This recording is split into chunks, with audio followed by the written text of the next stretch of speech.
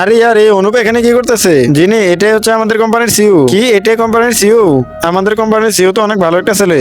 Hello জিনি, আমাদের কোম্পানিতে তোমাকে স্বাগতম। লিলি, জিমির খেয়াল রেখো, জিমির যেন এখানে কোনো প্রকার সমস্যা না হয়। ঠিক আছে স্যার। আমাকে তো এখান থেকে যেতে হবে, আমি তো এখানে থাকতে পারবো না। আরে দাঁড়াও, কোথায় যাচ্ছ?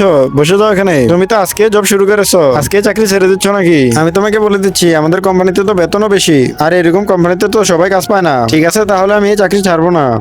আরে এমনি তো আমি কোম্পানির সিইও কে দিয়ে কি করবো? তুমি কি জানো আমাদের কোম্পানির সিইও একটা মেয়েকে ভালোবেসে এখনো বিয়ে করেনি? আমার তো মনে হচ্ছে আমাদের কোম্পানির সিইও তোমাকে অনেক পছন্দ করে। কিন্তু তুমি ভয় পেও না, আমি তো এই কথাটা কাউকে বলবো না। ওকে বাই, আমি এখন যাচ্ছি। তার আগে তুমি যদি ইন্ডিয়ান হও তাহলে লাইক করো, আর যদি বাংলাদেশি হও তাহলে লাইক সাবস্ক্রাইব দুইটাই করো, আর কমেন্টে তুমি যে দেশের সে দেশের পতাকাটা দিয়ে যাও। আরে ইয়ার, রিয়া তো অনেকগুলো করার মেসেজ করে রেখেছে, আমি তো কথা বলার চক্করে এটা দেখতেই পাইনি। আরে জিমি, তোর এই ভালোবাসাটার কি হয়েছে?